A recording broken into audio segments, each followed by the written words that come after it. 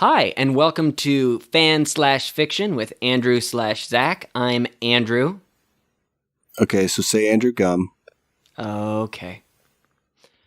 Hi, and welcome to Fan/Fiction with Andrew/Zach. I am Andrew Gum. I'm Zach Dunsing. And this week is the first episode of Season 1.5, in which we revisit Equestria.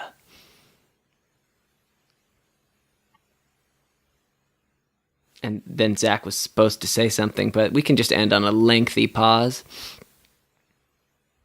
Yeah, I can live with that.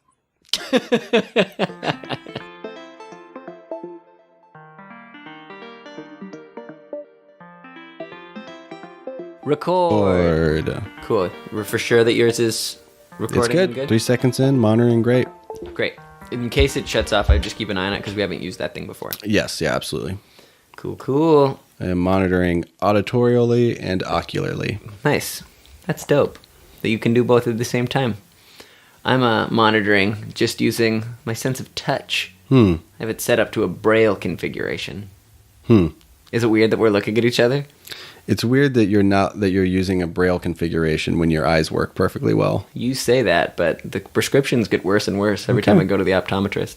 Well, then I guess it's arguable whether or not you're looking at me at all. True. Dear listeners, this is the first time that Zach and I have done a podcast in the same room. And so just to give you some insight into our configuration, both of our computers are on my bed and we're sitting across the room from each other to try to get clean audio. So I still refuse to get within 6 feet of his range, though. Yeah, that's fair. I get a little grabby if I get excited. So grabby. But yeah, here we are. We're doing a little mini ep for you. My little mini ep. Zach, you want to tell him what we're talking about today? Yeah, well, so we mentioned early on that we came across a lot of My Little Pony fan fiction in our initial scouring of the fan fiction resources, and we just felt that it was time to revisit it. I mean, I'm in San Diego now. I had the opportunity to come here off of a work trip, and we're going to revisit some stuff from Season 1 to launch Season 1.5. Yeah, it's great. Before we dive into that, do you want to tell us a little bit about why you're out here? You just did a conference. Tell me how that went. So we haven't talked about that yet. My work sent me to a maker conference called NamCon, which is a Nation of Makers conference. It was pretty cool. It was very... if you're not familiar with maker spaces, it's like a catch-all term for places where people make things. And that can be tech-related. It can be art-related. It can be a lot of things. Most of these conferences are like very tech-related. Like one of the keynote speakers was Adam Savage, who, has spent most of his adult career like making weird gadgets, and most of his keynote speech was talking about how much time he spent trying to rebuild Stanley Kubrick's director's chair. Which is fun. And it turns out that it's impossible to rebuild that chair. So he busted the myth that it's possible. Exactly. Which is fun. So basically, yeah, I was at where I work, as I've said, as a makerspace routine. So they sent me this conference. We got to meet a lot of cool people. Got to sit a seat down from Adam Savage. As it turns out, he also is partial to the very last row when it comes to big conferences. But it was a lot of nerds. Yeah. I mean, nerds are great. We obviously love nerds. We are nerds. Yeah. We are literally recording a podcast about fan fiction as we speak. Yeah, that's true. But I think that there is a critical mass of nerdiness, just like a critical mass of any other personality Sports type. people. Yeah, it's just if you get too many people of the same vibe, it like creates a feedback loop. There's just a critical mass of any fandom, yeah. I would say. And this was like very much so a geek fandom of just all the maker ideas, like printmaking, laser cutting, like design, prototyping, designing weird art projects, or designing like new innovations in your garage. And it was just a lot to take in, and it was very cool. But it was like, I'm glad that I'm done with it. Also, I didn't realize this before going out there, but Santa Fe is at like 7,000 feet above sea level. So I had pretty bad altitude sickness the entire time. Yeah, that can add to the irritation of a dense conference of nerds is if you're feeling nauseous. Yeah, I mean, it was just like having a pretty bad hangover the whole time, and I was drinking while I was there, so I also had a hangover. So that's what you call the where was it? El Paso? Santa Fe. Santa Fe Double Down. That's the Santa Fe Double Down. Yeah. Well, it's summer break for me, so yeah, my life is very, very. Did anybody? How many people did you get to sign your yearbook? Like, I tried to get a lot, but I just got a lot of "Have a Great Summers." Yeah. So I mean, a lot of pity signatures. Yeah, a lot of never change. A lot of cool. Hit me up on Snapchat, but they didn't give me their Snapchat like login, like fake Snapchats. Yeah. Yeah. I should have known it was fake when it said, "You're a dweeb." And I was like, well, that's a cool one. But then I found out that it wasn't really them. Do they not just have digital yearbooks now? No, they don't. They have like fully made. There's yearbook class. It's one of the classes at my school. It's an elective. And they did a really good job this year. And I'm just like, why is this still a thing? Like, you sign each other's books. You're going to throw that away. Yeah. You're a post-millennial. I don't think I ever physical things. I don't think I ever got one in the first place. And I was a right on millennial. Yeah, I got them when I was because my mom insisted and I think she still has them because I don't care about them at all. Oh yeah. Yeah. So yeah, who cares?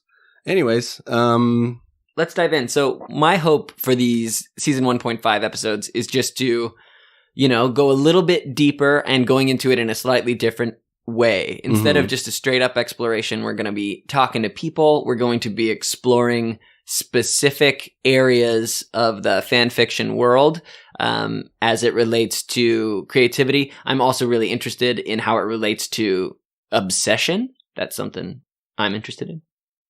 Yes. So that is actually not true, though, because that's what we're doing for season 2. That's what we're doing for season 2. Go ahead and edit that out, Zach. Yeah, that's great. We'll do. Season 1.5, we're just recovering some ground of some open-ended stuff that we hit up in season 1, and really just filling out some stuff, some blind spots that we had. So it's going to be a short season, shorter episodes, and it's really just to keep us in your hearts and minds until season 2 comes out. In season 2, we're going to be doing a lot of interviews, and we're going to be exploring, as Andrew said, other aspects of creativity kind of through the lens of fan fiction, and also other aspects of fandom and obsessiveness through fan fiction. Yeah. Cue the music. Great. So this is Hang on, we're actually waiting for the entire length of the theme song. Oh, so that'll make it easier on the edit. Got it. 1, 2, 3, and go. Hi, and welcome to Fan/Fiction with Andrew/Zach. I'm Zach. Just kidding. We're talking about My Little Pony, and it's weird. It's a weird world, and also delightful. So you may remember that we brought up the Prometheus episode at one point, which was a crossover between Prometheus and My Little Pony, and it was super weird. And we couldn't really understand the emphasis for it, so we really would like to figure that out. And we get Prometheus. We understand Prometheus. We know that Ridley Scott is a weirdo, and we know that lore is super convoluted at this point. What we don't understand is My Little Pony, so Andrew was kind enough to jump into the My Little Pony verse. Yeah. So for those of you like Zach and I who are not already well-versed in the Ponyverse, a little background. My Little Pony has been around for a while. It was first started in 1981 and got a lot of flack early on for being in that era of cartoons as advertisement for toys for kids. So it felt like targeted marketing. Wait, but that's 100% the only thing cartoons were at that time. Oh, yeah. I mean, that's why He-Man, Transformers. Exactly. I mean, yeah, anybody who's watched the Toys That Made Us on Netflix knows this, which is a good show. Yeah, and arguably people still do it. Like the Lego movies are... Yeah, they just also happen to be really good. Yeah, exactly. Yeah. But arguably, to some people, My Little Pony is really good. So... Like, My Little Pony's been involved in lots of different conversations from people about feminism, that it got unfairly, panned critically because it was targeted at girls.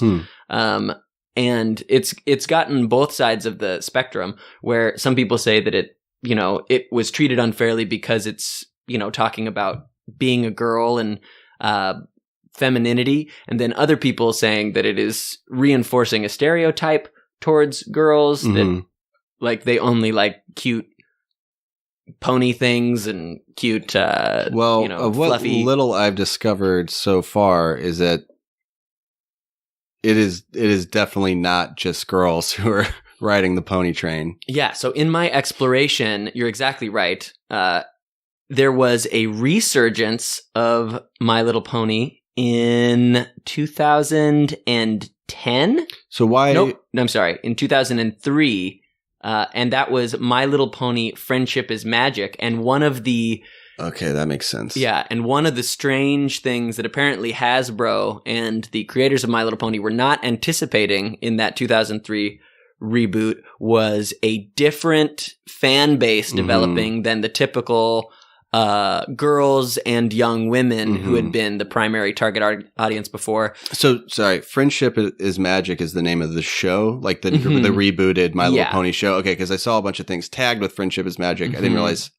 I mean, I thought it was just a cool thing that they were saying. Yeah, no, it is. Friendship is magic. That is true. If this podcast is a testament to anything.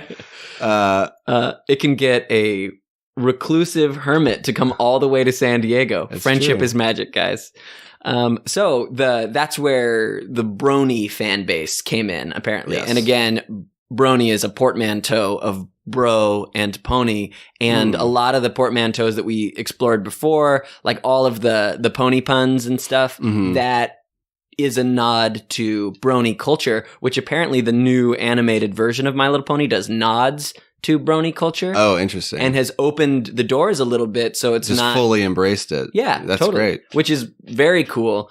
And some of the things that I found interesting about My Little Pony is how in depth the lore of My Little Pony is. Yeah. So they're from the planet Equestria.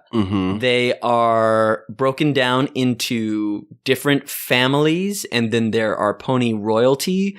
So there is the Apple family, the Pie family, the Shy family, the Cake family, and the Rich family.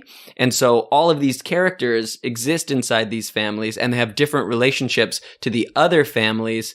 So from what I gather, it's sort of like Game of Thrones, where you have to just know a lot of different storylines and how they intersect. Is there as much incest as there is in Game of Thrones? I would assume so. Everyone's related. And they all kind of stay.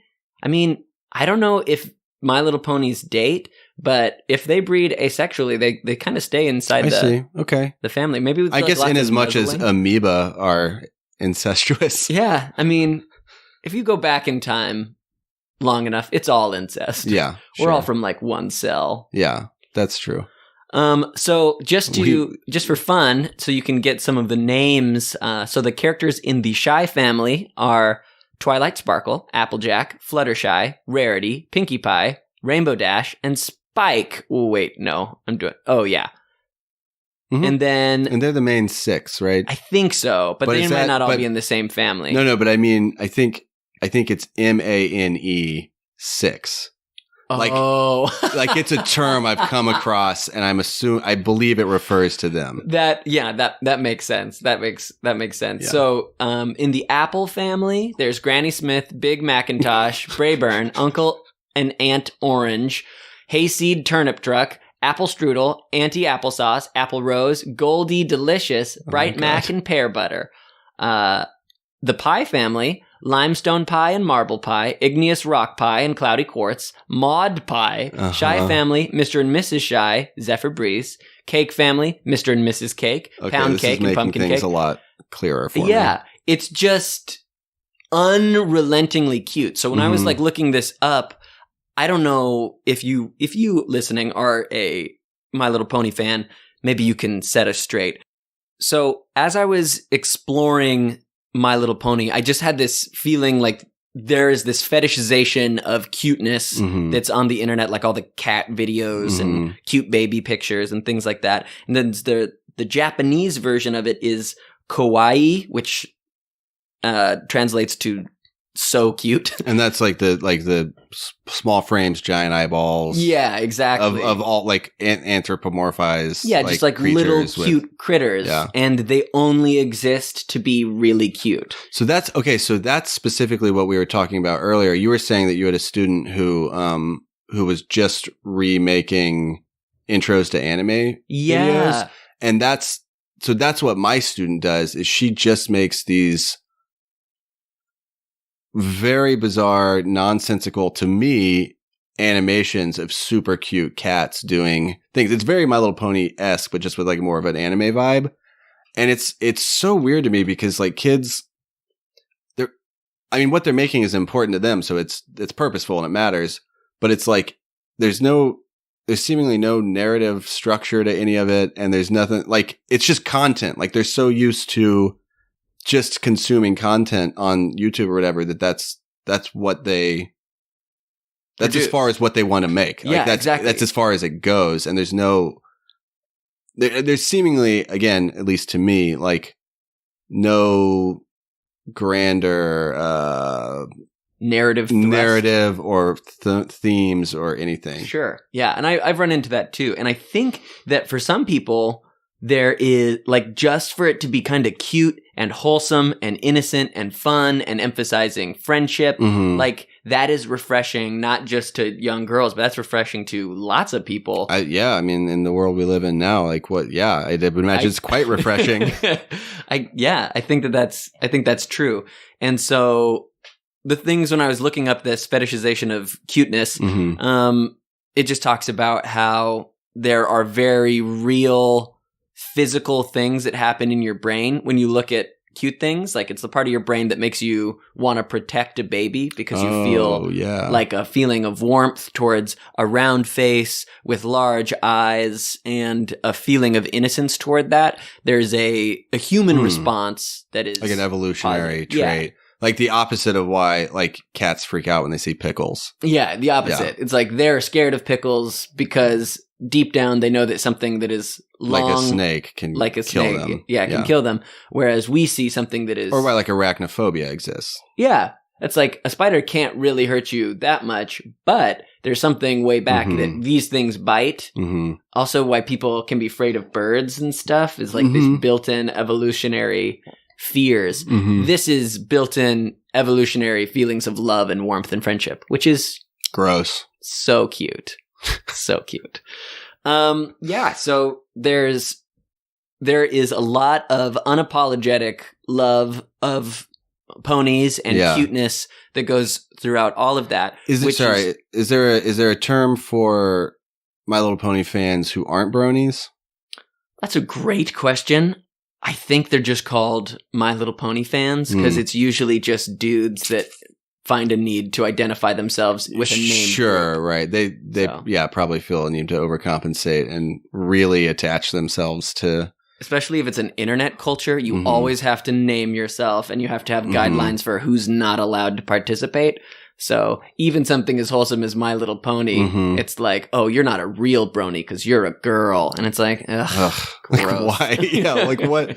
Why so many manifestos? See what I did there? This one's for them. All right. So yeah, that in my exploration of it, that's sort of a general gist of where My Little Pony exists within the collective unconscious.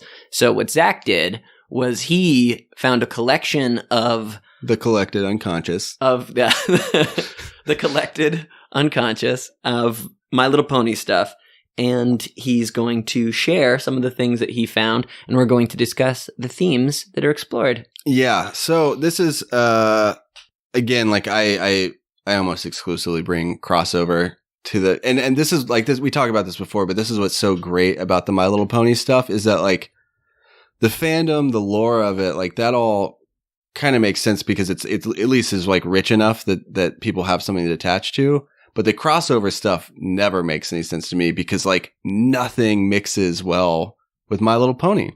But here's my thought when we're talking about the super cute thing.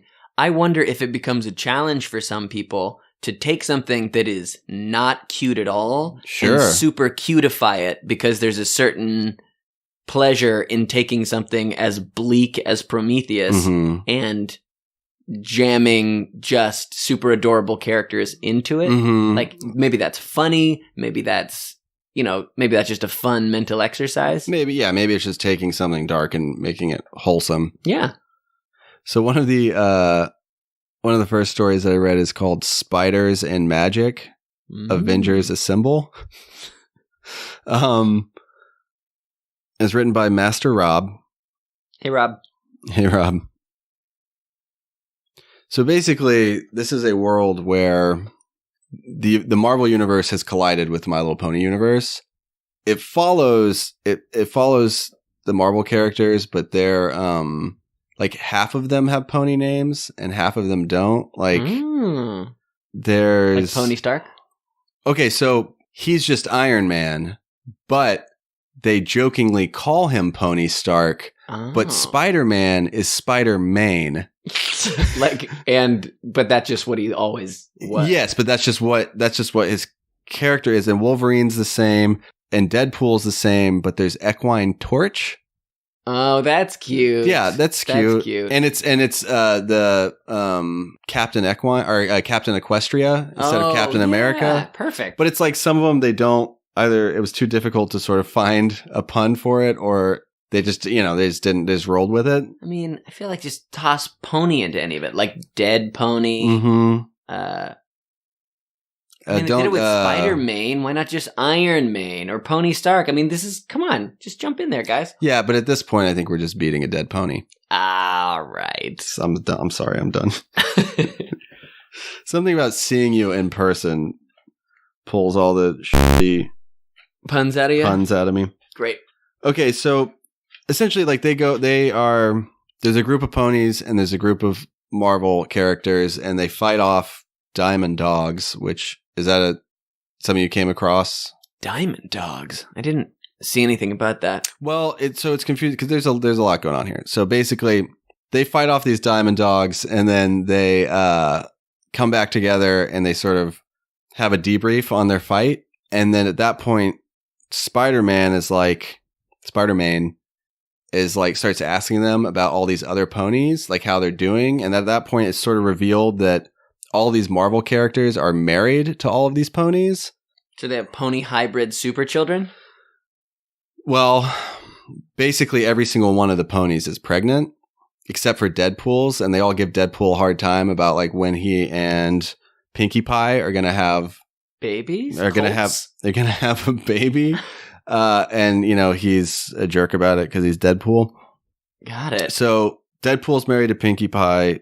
Johnny Storm, aka the Equestrian Torch, is married to Rainbow Dash. Rainbow Dash is like the main one, right? I think so. I think she's. I don't know. There's a main one, but I think she's like the leader or whatever. Yeah, she's got a great name. She does. Also, you didn't mention the king or queen. I mean, the two queens of the sun and moon. Right. I mean, there's a whole royal. There's a whole royal family, and it's just. Anyway, so Spider-Man is married to Rarity, who is also pregnant. Logan, aka Wolverine, is married to Fluttershy, who's pregnant. And I mean, basically, so this whole thing with all that. There's a little part where Deadpool goes home, and there's a weird section where like Pound Cake is making food at his house. But Pound Cake is like the niece of either his wife or something. And Pound Cake asks him about when he's going to get his wife pregnant, who's Pinkie Pie. I guess that would make sense. They're the Pie Clan. And there's this like internal debate whether or not Deadpool is going to have a sex talk with Pound Cake, of which he decides against and is like, you should just talk to your mom about that. Which I thought was a fairly mature choice for Deadpool. Uncharacteristically, I would say. Yeah, that he didn't jump into a very bawdy explanation of how a man and a pony have a baby. Okay, so one of them, possibly Rainbow Dash, discovers that there's another portal. She wants access to this portal, and they have to go through the Dragon Realm to get there. And apparently Marvel and Equestria are connected via this portal, but she found another one. So they go and they fight a bunch of dragons, and they go through this portal, and they open up another portal, which is to Capcom. Wait, like the video game company Capcom? Yes. Okay. As in Marvel vs. Capcom, the arcade game from the gosh. 80s and 90s. Hey, I mean, they're tying it into the right time period. It's true. The ponies meet up with their pony husbands. They go through the portal. They meet up with Chun-Li and Ryu and Mega Man, and they fight more dragons, and they find more portals. So, if I'm hearing this, I'm hearing that they wanted just to put all their favorite things from the late 80s to like mid 90s. Well, they also mentioned together. Yeah, I mean, they mentioned finding that there's another that if they find another right portal, they can get to the Saiyans as well, which is Dragon Ball Z. Right. So basically, all the like cartoons and comics and video games from when we were children have been put together and like put into the Ponyverse. Yes. Okay, I'm into that. Yeah. Okay. Also found out the Diamond Dogs are the antagonists of the ponies, so that would make sense. So that's a good one. That's a good, intense mashup of ponies, Avengers, Capcom. Possibly Dragon Ball Z. I mean, I'm glad they left the door open. Yeah. There's more. I mean, this was 6 chapters. There's more to come, I'm sure. So this one is called Pinkie Pie's Premonition. Cool. And essentially, Princess Celeste, who's the princess of the sun, wants Pinkie Pie to throw Princess Luna, who's the princess of the night, daytime, nighttime, yeah, sure. Or moon, sun, whichever, a party to congratulate her or to show her appreciation for being princess, for making all the nights, basically. Sweet. So Pinkie Pie gets super excited about it. She pulls out a giant, what's just referred to as an enormous party cannon. Yeah. I presume that then she then makes like pastries and stuff to shove into. How cute is that? That's very cute. And they have to but the whole time she's doing it, she like keeps having these like flashes of like a pony skull. Ooh. Or,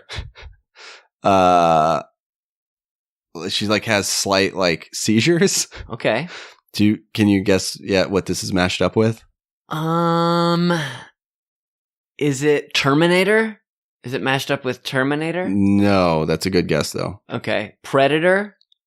No. Well, I'm just thinking skulls. They collect skulls. Oh yeah, sure, but I'll keep going, and if it hits the moment you think you know where this is going, let me know. Great.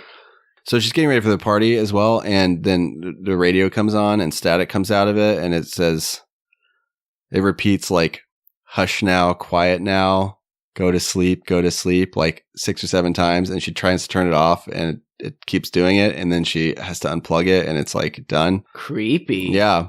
So then she meets up with Vinyl Scratch, which I guess is a DJ pony. I mean, that's dope. Yeah, definitely. And they go to the party, or they get on a train to go to the party. She has another sort of like portents of doom, premonition of... Okay. And they go to the party. It's a surprise party for Princess Luna. So they all get down to the surprise. And she has another seizure. And she's like, we got to get everybody out of here. Is it Final Destination? It is Final Destination. Yes! Oh my God. That's great. Oh. Yeah. So they're throwing the party. A chandelier falls.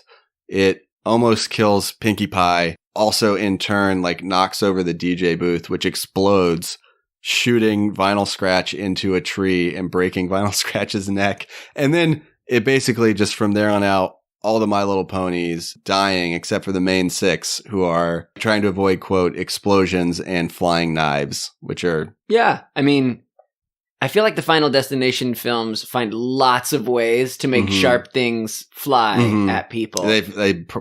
If nothing else, that's all they do. I would love... The thing that I like about those movies is just the Rube Goldbergian, like, death coincidences that happen. It's great. Like, the cup of coffee falls down, drips down into the computer, which starts sparking, and then like the glass that it spilled like falls and splinters just a little bit and sends out one tiny little sliver, which then she steps on, which then she goes to grab the curtains, which fall down. Well, she can't grab the curtains because she has horse hooves. Yeah. And pulls it onto the computer. It lights on fire because earlier there'd been like a slow gas leak and then they burned to death. Yeah. And it's just like... And that's basically what happens here. So that's it. I mean, that's the end. All of them die. But actually, all the main 6 get outside, and then one of the other ponies that has been hiding outside jumps out and goes, "Surprise!" Because it was in the wrong location for the surprise party. That's so funny. That's good. Yeah, it's funny, right? That's funny. Okay. Also, are there any specifically good Final Destination deaths or are they just kind of go non-specific? Yeah, I mean, it's like, if I hadn't given you a lead up, there'd be really no way of knowing it was Final Destination, because it's just kind of like she sees some ghostly things and it all sort of falls apart at the end, and a bunch of them die. But there's no Rube Goldberg. Well, that's we're the thing, right? The joy. Like, Come on. That's the thing. That's the reason why you would write Final Destination anything, is to explore those ideas. Totally. Well, just because I'm just picturing all of the ways that like a pony going about its normal pony business could set off a domino effect, killing all his friends. Yeah, which is why I thought they were they make a really big deal about this giant party cannon. I know. And they load it onto the train and take it to the party, and I'm like, all right, this is where shit's going down. Yeah, but a cupcake is definitely going into Prince Rutherford's throat, and then someone's going to do the Heimlich and get impaled on like a unicorn horn, and then somebody's going to try to go for the magical golden horseshoes, and it's going to boomerang around Xena Warrior Princess style, decapitating all of the royal family. Come on. That's easy. So this next one is called Equestria Salvation. Oh, Terminator. Yeah. Okay. Done. Well, yeah. I knew it was going to get there eventually. Yeah, obviously. I'm going to reintroduce the main 6. Great. Which are Rainbow Dash, Applejack, Rarity, Pinkie Pie, Fluttershy, Twilight Sparkle. Yes. And they are referred to in this and probably in the greater lore as like elementals. So their elements are Rainbow Dash's loyalty, Applejack honesty, Rarity generosity, Pinkie Pie is laughter, the elemental power of laughter. I mean, I get it. Fluttershy is kindness, and Twilight Sparkle is magic. Great. Those don't necessarily come into play, but those are fun. Also, if we run across these, the one thing that I forgot to mention earlier is they have cutie marks, which is sort of like their emblem. It's very toy centric because the actual toys have these little marks on them so some might have like little stars on their haunch. Others might have a guitar on their haunch. Others might have a rainbow. And so these cutie marks are kind of emblematic of who they are. So I saw a Breaking Bad My Little Pony where Heisenberg, the pony, had a little hat on and then an Erlenmeyer flask cutie mark because he's a chemist. And I was wondering if there are any clever cutie mark usages in what you discovered. If not, that's cool. But I thought that was No, there are some that I've come across. So those are the main 6, and they're having problems because new magic has reached Equestria, and that new magic is machines, and they hear a bunch of rumors about these machines infiltrating Equestria, but they don't really see any of them until one day there's just a unexplained huge explosion that kills thousands. I mean, it's an atomic bomb, but it doesn't say that in specific terms. Gotcha. I wonder what the pony equivalent of an atomic bomb would be. Explosion? Nope, that's not it. It's not that. So they nuke the castle, the main castle, Princess Celeste's castle, and obliterate it. And then all of those 6 ponies go on to become the Resistance. Great, like a Sarah Connors. Yeah, they're the Sarah Connors. So they go on to become the Resistance, and then there are now Terminator ponies, which is at first having like rubber pony skin, which is how Kyle Reese describes the first gen Terminators in Terminator. Scary. Yeah, terrifying. But then they get really good and they have like organic. And they just seem like very muscular Austrian ponies. Ponies, yeah. Yeah. All of the main 6 all have sons, right? So they all have sons, and their sons are Lightheart Dash, Applejack Jr., Tom Pie, Timothy Shy, Elusive, and Duskshire. I don't know if those are in My Little Pony, but they are very spot on. Pretty accurate, for yeah, pony right? names. So here's the weird part. So they all have each of the main 6 has one son. They were all fathered by one stallion. Cool. Okay, and they make a big deal about how kind the stallion was to all 6 of them, but also they don't mention his name. They specifically do not mention his name. So is that supposed to be like the John Connors? Or like Jesus? Or God? What's happening? We'll get there. Okay. All right. Yeah. Okay, so the enemy is obviously called PonyNet.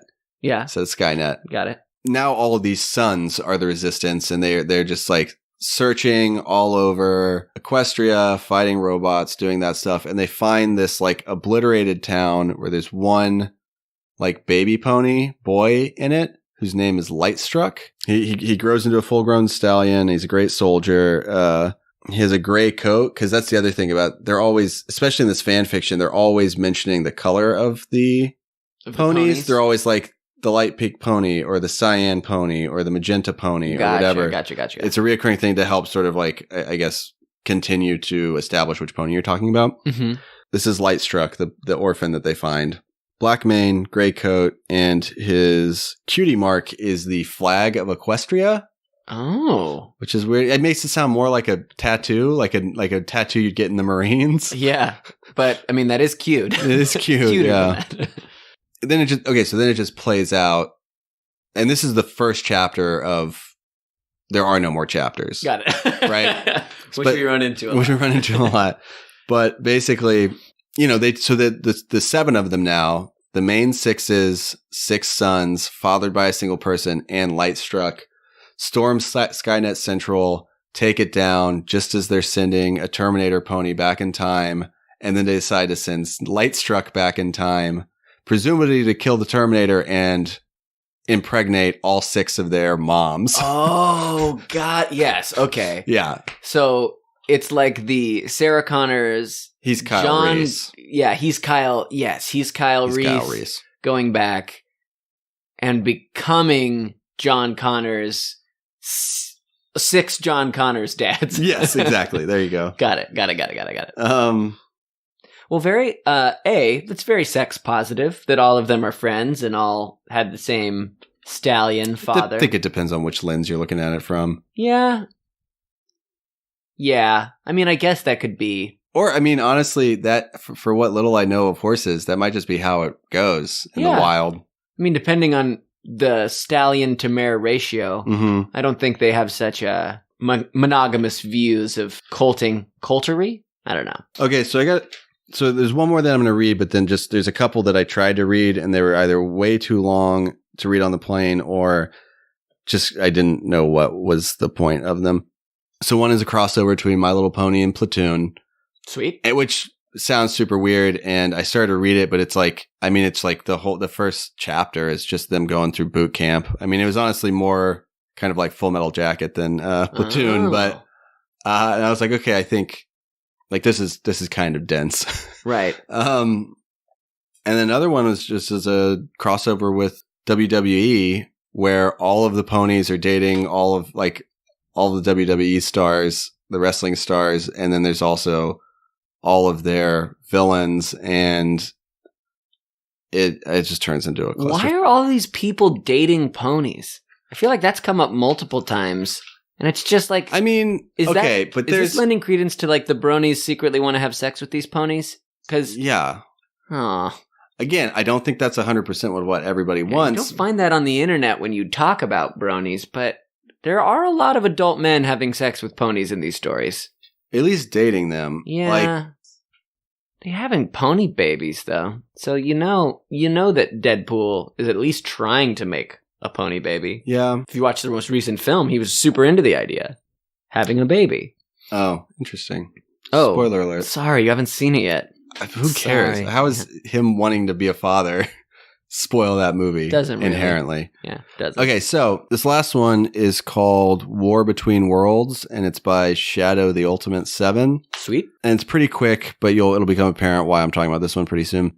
Rainbow Dash and her friend are just flying around in the sky, having a good time.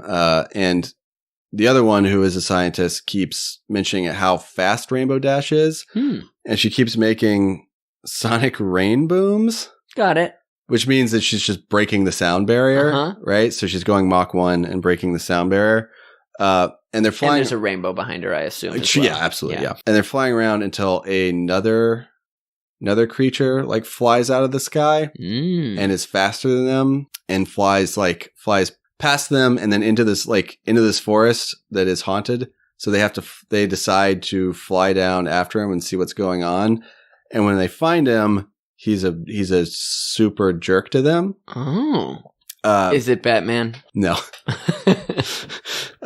He is black and spiky and really fast. Who does that? Black and spiky. What does that really sound fast? like? He sounds like an evil Sonic the Hedgehog, which, according to our last Sonic the Hedgehog, might just be Sonic the Hedgehog. Right? Yeah, he might just be kind of anti-Semitic. It's basically a black and red Sonic the Hedgehog, which is Shadow, which is Sonic the Hedgehog Shadow, who in this version of it was trapped inside Sonic's consciousness for his entire life until he escaped. That's cool. Yeah, that's cool. So when he goes down, I thought this part was great. They land next to him. They're like, who are you? And he's like, I don't have to tell you shit. No, he doesn't say that. He's like, I don't have to tell you anything. And they're like, you just told us to follow you down here. What are you doing here? And he uses a strange voice, which is this, now I'm quoting, think a mix between CW Zoom and Flash when they do the vibrating vocal cord thing. Whoa. Yeah. That's a specific reference. Very specific. I cannot picture that sound at all. So yeah, again, this is the first chapter of No More. Yeah. I mean, this one's new. I would expect to see more of these at one point. But the whole point I was bringing up is that there seems to be, and this needs to be revisited at some point, and why? Because there seems to be just as much like crossover stuff with Sonic as there is My Little Pony. Yeah, because you had told me that you had found a bunch of Sonic stuff and My Little Pony stuff. So clearly there's a Venn diagram here that we're exploring. Absolutely. And there's like, do you know about the Knuckles thing? Like Knuckles in and of itself is like Sonic's Nemesis? Sidekick. I think he's like the other tough guy because the guy with the tails is Sonic's sidekick. He has tails. He's got two little fox tails, and you can fly around as him. And when I played Sonic the Hedgehog with my brother, he insisted on being Sonic. And I was like, well, I'd rather be Tails because he can fly. So, suck it, David. It is Knuckles. So there's a whole thing in like VR chat rooms where people just make their avatars look like Knuckles and then just assault you. Yeah. Just like bum rush you. Yeah, it's crazy. That whole like, do you know the way thing is that. I know what that's from. That's from a VR chat. Do you know that reference? Yeah. Yeah. No, but I mean, do you know what that reference is from? I thought it was just from that VR chat room of everybody with Knuckles avatars like running around being silly together. No, a lot of the dialogue that they're using that references this like Somali action film. Oh, really? Yeah, we shouldn't like Reply All does an excellent breakdown of this whole thing, and I am just going to place that here rather than us try to talk about it. Gotcha. Because we'll get lost. Okay, yeah, I know nothing about that other than my kids were running around saying that constantly. So, that's all I got for My Little Pony for now. Well, I think this was good. I think we talked about it. We know a little bit more about My Little Pony. We've made a deeper dive into it. I feel satisfied. Okay. Let's go to In-N-Out Burger. That sounds great. Good night, Zach. Good morning, Andrew. Nailed it.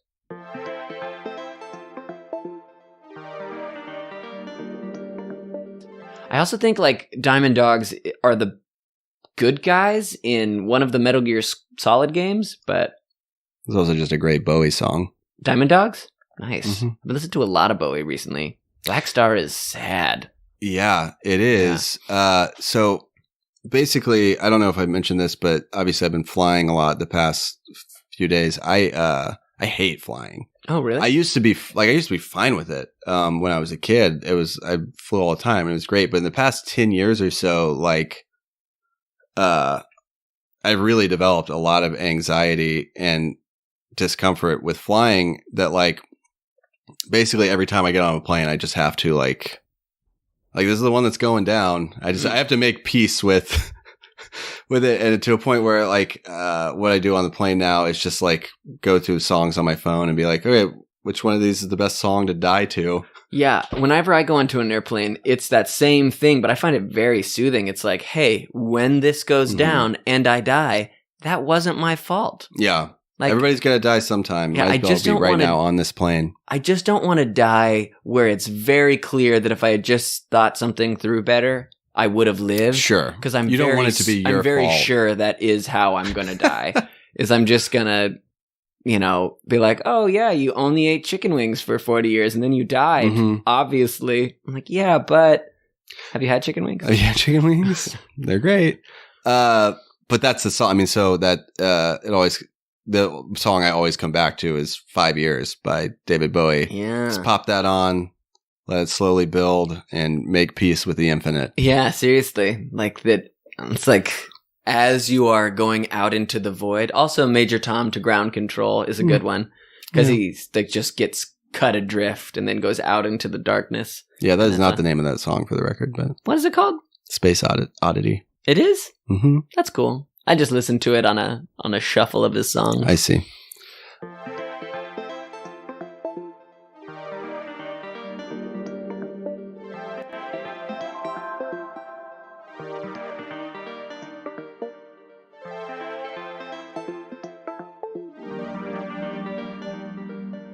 Hey there, Andrew here. Thank you so much for listening.